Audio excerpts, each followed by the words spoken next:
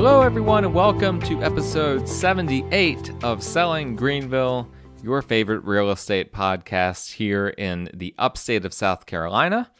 I'm your host, as always, Stan McCune, realtor right here in technically Greer, South Carolina, as you guys have heard me say before. But regardless, it's all the same. Greenville County, South Carolina.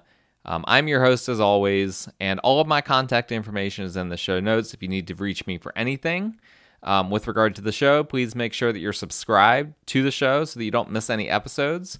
I appreciate if you guys can download, do whatever your podcast app, because we're on a bunch of different apps, do whatever your podcast apps requires for you to do that. If you're on Apple, scroll down, leave the show 5 stars, write up a quick little review. I appreciate all that, and I thank you guys that have already done that.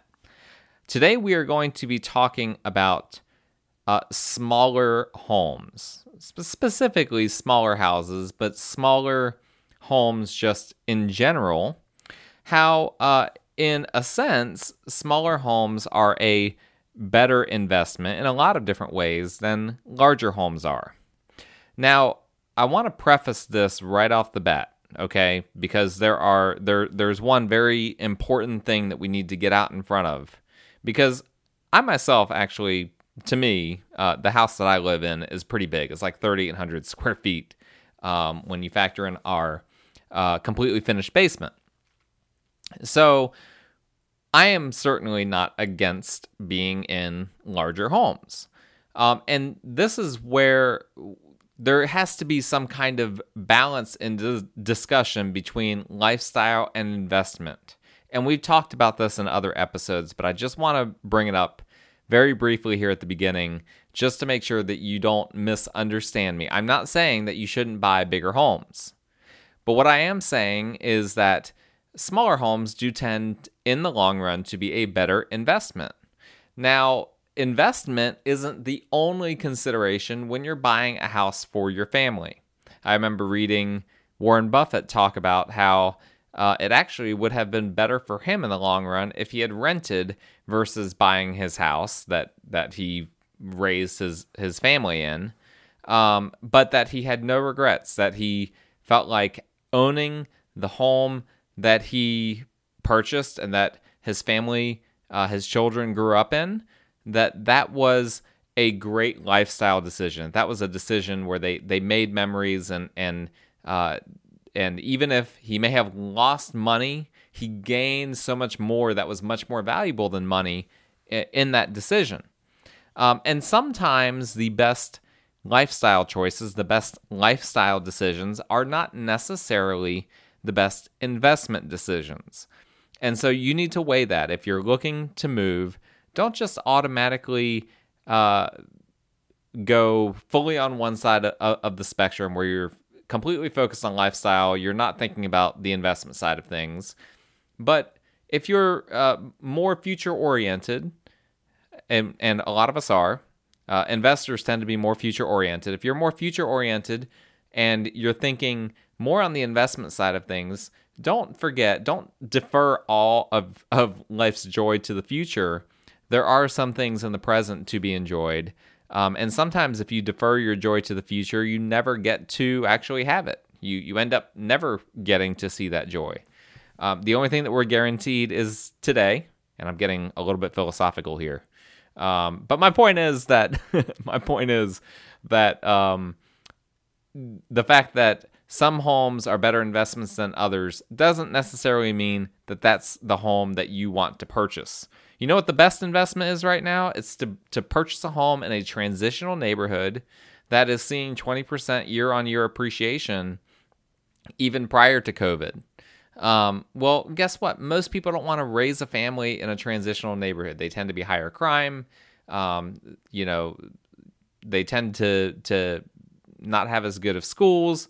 There's all sorts of different things that people will say about these different neighborhoods, and that's fine. I can't steer people one way or the other. That's just the feedback that I get from people when they are looking at the different neighborhoods that they're looking at. But at the end of the day, most people don't choose the best investment for their own home, and that's totally fine. But I do think it's helpful to look at the data and to consider what the market says and how all of this works, how the different dynamics work in terms of how it plays out in the long run from an investment side of things when you purchase a house. So, on to the episode here, that smaller homes in general are a better long-term investment than larger homes are. Now, we're just going to start with some very, I shouldn't say basic things. Actually, this is probably the more complex things, but more in the weeds in terms of the real estate side of things. Smaller homes tend to appraise and sell for a higher price per square foot than bigger homes. So they tend to both appraise for not a higher price total, but a higher price per square foot than bigger homes. Well, why is that? Well, there are two reasons for that.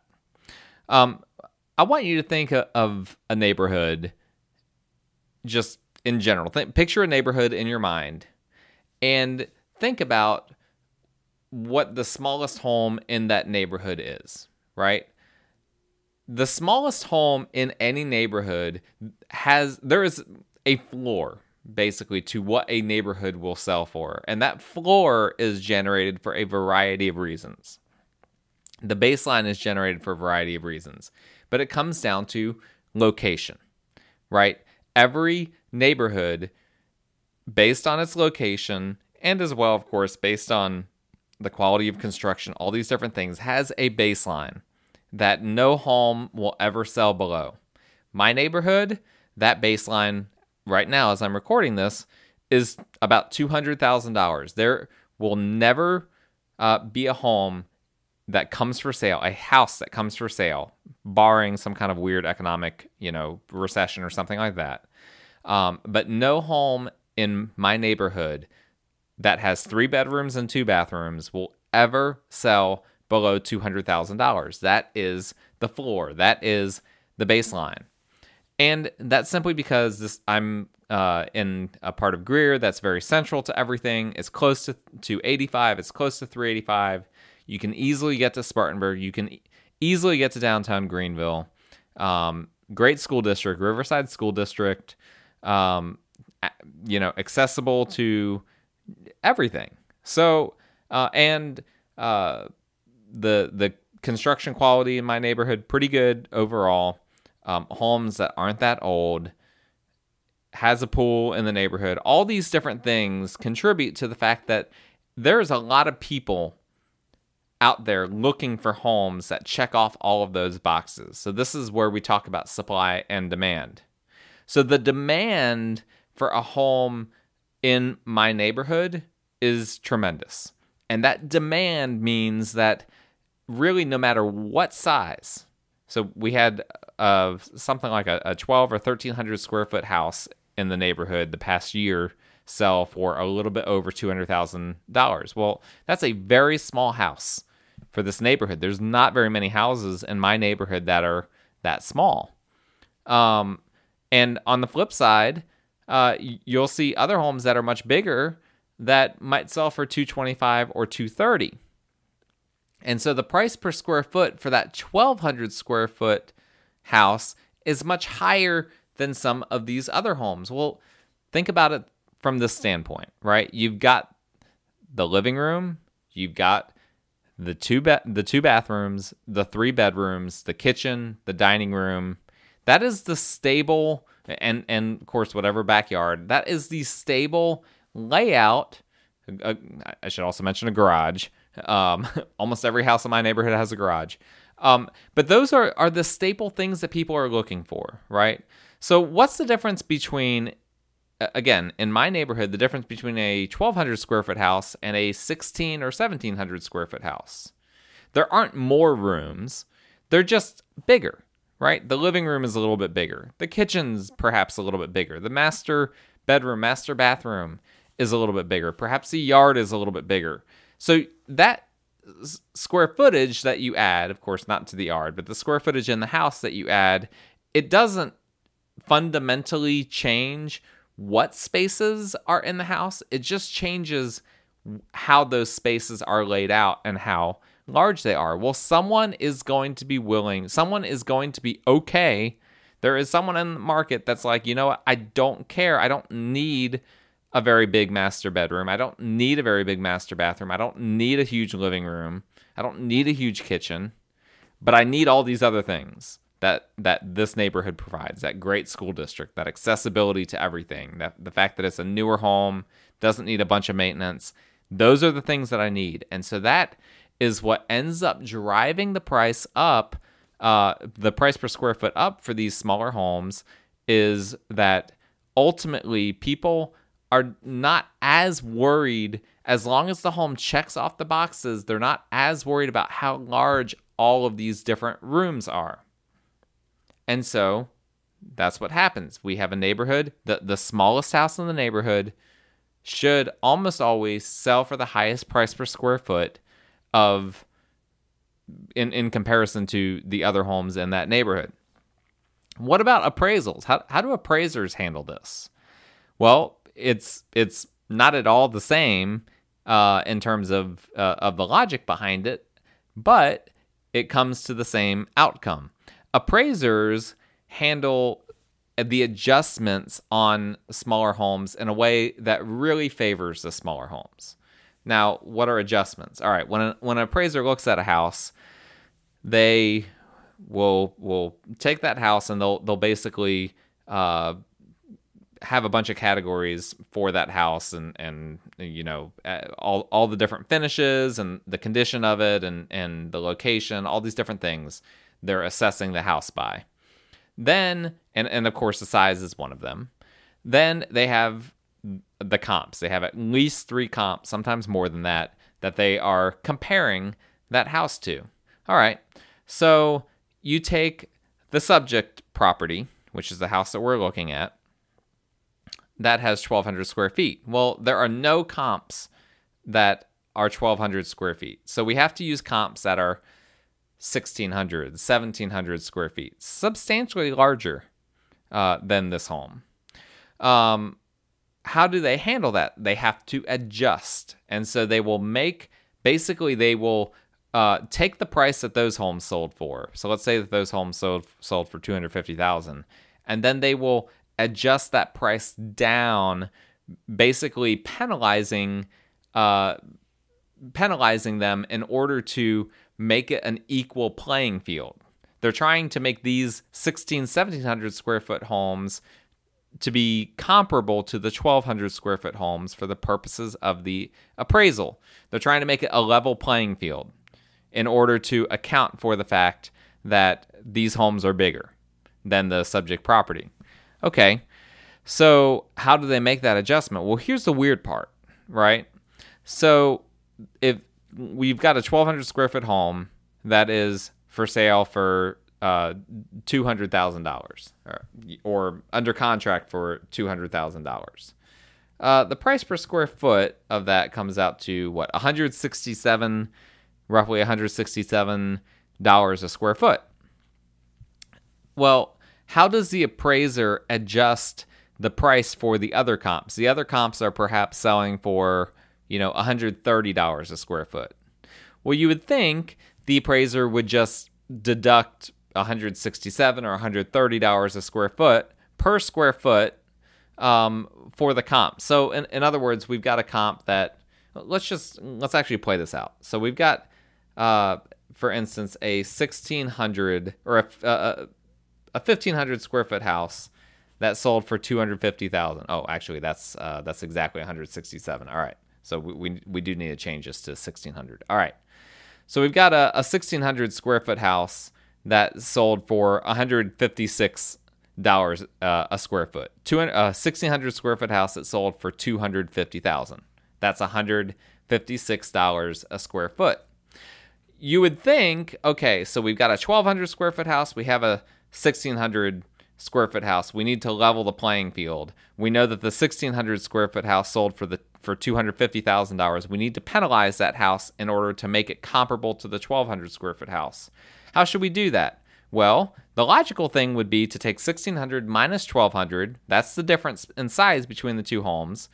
$400 square feet.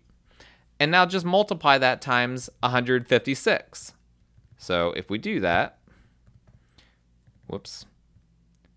times 156, it'd be good if I could type. That would be really, really ideal. All right, here we go. That brings us to 62,400.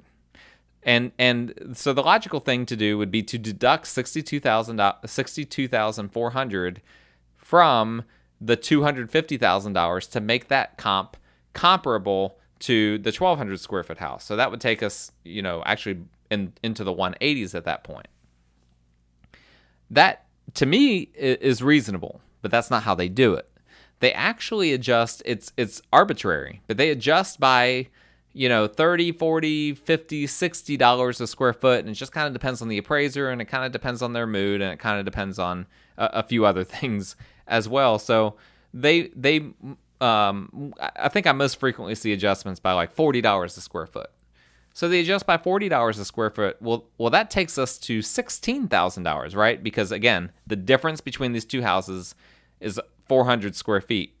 So if you say that 400 square feet is only worth $40 a square foot, you're saying that the 400 square feet is worth a total of $16,000, right? So what that means then is that comp that was $250,000, we just adjusted it, and now it's $234,000. You see what just happened? Now this 1,200 square foot house, we're actually looking at it and saying, oh, actually this 1,200 square foot house is actually worth potentially in the 230s. Well, that math doesn't make sense. Probably the market doesn't agree with that either, but that's the way appraisers do it. Well, let's take it on the flip side of things. And I know this is a little bit hard to explain on the podcast, so I hope you guys are following me. But let's say you've got the largest home in the neighborhood. So let's say you've got in my case, a 3,800 square foot home. And there aren't very many other 3,800 square foot homes in the neighborhood. Now you've got the reverse problem, right? You've got the appraiser. Now he's pulling comps that are 3,000, 3,100, 3,200 square feet. And so he looks at that to level the playing field, or she looks at it to level the playing field. He now has to add square footage to those homes and basically make an adjustment to those homes in order to make it fair. And so let's say that one comp is 700 square feet smaller than the subject property, and he is or she is only giving $40 a square foot for that extra square footage. That comes out to $28,000. Let me ask you something. How many people do you know that are looking for a 3,800 square foot house versus and wouldn't even consider a 31 square foot house, a 3,100 square foot house? How many of those people do you think only value that 700 square feet as $28,000? None of them do. Like, that 700 square feet makes a big difference when you're talking about, going from one tier, like 3,000 square foot homes, to nearly 4,000 square foot homes. That's an entire tier jump at that point. You're talking about homes that oftentimes have an entire additional bedroom and bathroom versus the other homes, but and appraisers are supposed to adjust at least for the extra bathrooms, but they are basically penalizing the larger homes by how they do this. And of course, I complain about appraisers all the time on this podcast because they are the bane of realtors everywhere. But this is the part of it where, regardless of whether appraisers are doing their job or not, I do not understand how they come up with this math, and I don't know if this is universal across the U.S. or what. I just know that that's how they do it here. If you're a owner of a smaller home, or if you're purchasing a smaller home, the odds that your appraisal will come in at the price that it should be is dramatically greater than if you're in a large home for your neighborhood. That is just the way it works. I hope that all made sense. So both to sellers are willing to pay a higher price per square foot, and appraisers are willing to appraise at a higher price per square foot for smaller homes. Now, we've spent a lot of time talking about really that first point. That was kind of 2 points. The rest of these, though, we're not going to spend a whole lot of time on, because that was kind of the bulk of this that you probably have never fully thought about, or maybe you have, but someone in the audience, I'm confident, has never fully thought all of that through. But there are other lesser important, but or I should say simpler to explain, but equally important things to consider. Smaller homes, for instance, have cheaper homeowners insurance, by and large. The insurance company, when they look at it, they see the size of the home, they are typically going to offer a lower premium for that smaller home than for a larger home. So your ongoing costs are cheaper as well in that regard. Additionally, to a certain extent, property taxes are also going to be lowered. Now, let me hedge that for a second. That typically, at least in Greenville County, Spartanburg County as well, and the surrounding counties, really a South Carolina by and large type of thing. Typically, when you make a home purchase, the county will immediately, within the next year, reassess the value of your home, and coincidentally, their reassessment will come in pretty close to what you purchased the home for. So you're not necessarily going to get a property tax savings by having the smaller home right away. But where I think it could end up benefiting you is down the road as they do their every 5-year or however often that they decide to do it, because there is a little bit of an arbitrary aspect to it. But as the county reassesses just independently, as they're looking at your home and they're looking at what you purchased it for, they're looking at the square footage, they are less likely to reassess you at a higher price as they take all of that into account. So you will probably end up paying less money for property taxes as well, due to the fact that it is a smaller home. Another very, very big thing to consider, and house flippers know this very well, is, of course, there are fewer costs associated with updating the house when it's a smaller house. It's a small house. It's got a small kitchen. That's less granite, fewer cabinets, less hardwoods that you need to replace, less carpet that you need to replace. Everything is less. It's less home that you have to paint, less roof that you have to replace. All of these costs, it's a cheaper AC unit. All of these different things are cheaper with a smaller house than with a larger house. And so when you have to make repairs, do renovations, whatever, that ends up being cheaper with a smaller home than a bigger home. This is perhaps not the biggest thing money-wise, but time-wise, and we all know that time is money. Time-wise, and money-wise as well, it is a lot less home to clean. You're spending less time cleaning. You're spending less money on cleaning supplies. So you don't, trust me, I went from an 1,800 square foot house to a 3,800 square foot house. It's a lot harder to keep up with cleaning in a 3,800 square foot house. That is just the reality of it. It's just more home to clean. There's always something to do, always something that needs to be done. Same thing with the renovations. There's always renovations that we can be doing. We could constantly be working on projects in this house if we really wanted to.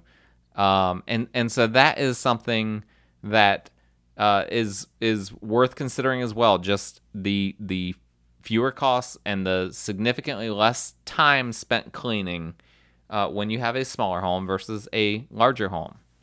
And this is a little bit downstream, but as I was thinking through what are the different, advantages of a smaller home, you have obviously less storage in a smaller home than you do in a larger home. And when you have less storage, that means you have to have a lot more self-control in terms of what you own, in terms of the possessions that you have. You can't just go out on a shopping spree and buy, $1,000 worth of clothes. Where are those clothes going to go? You don't have as much house to decorate. You don't have as many walls to hang things on. So there are, in addition to simply the raw things related to the house, updating the house, cleaning the house, and all of that, you kind of have fewer costs in theory in terms of other things that you buy as well, because you don't have as many places to put those things, right? Now, of course, here's what oftentimes happens. People that have smaller houses, they end up never parking their car in the garage, because then their garage ends up becoming basically a giant closet. And I'm sorry if that's you. I went for a long time without having a garage. I have one now. I like it. I like being able to park my car in the garage.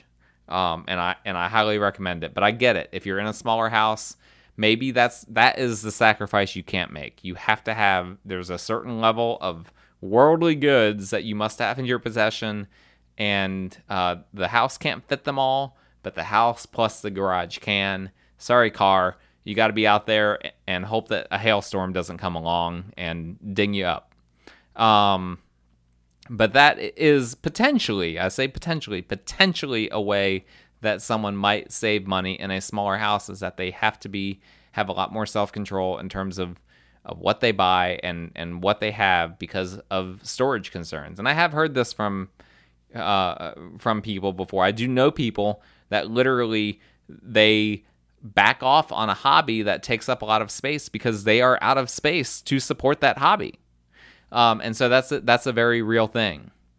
Again, to bring it all back in, it's not wrong to buy a big house, and it's not irresponsible to buy a big house. You have to look at your lifestyle and determine, what lifestyle do you want? What lifestyle do you want for your family?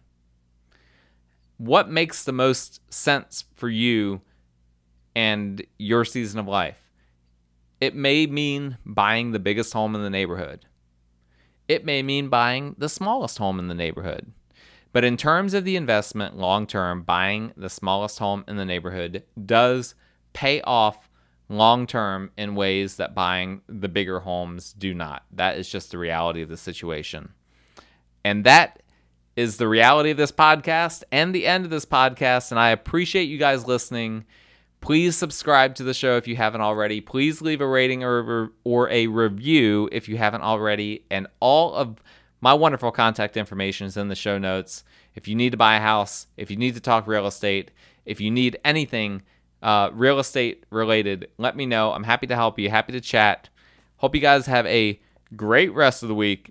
If you're in the Northeast, I hope that you don't have a hurricane about to hit you, because we had that tropical storm that came up here, dumped a bunch of rain on us, had some weird weather, had a lot of tornadoes, but thankfully we were all safe. I hope that for all you guys in the Northeast that are listening, and for all you guys down here that are listening, hopefully we'll have just some nice weather as we transition into the fall here in the next few months. But thank you guys for listening. Stay safe. Have a great rest of the week.